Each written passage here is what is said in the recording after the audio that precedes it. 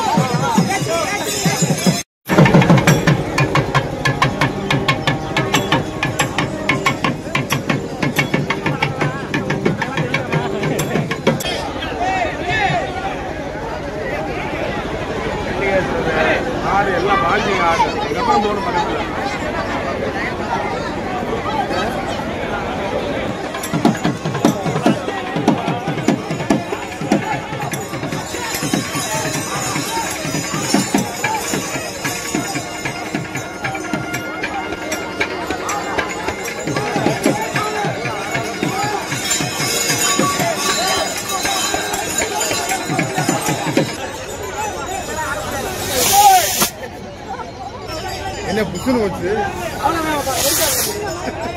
ஆட சூப்பரா இருக்கு.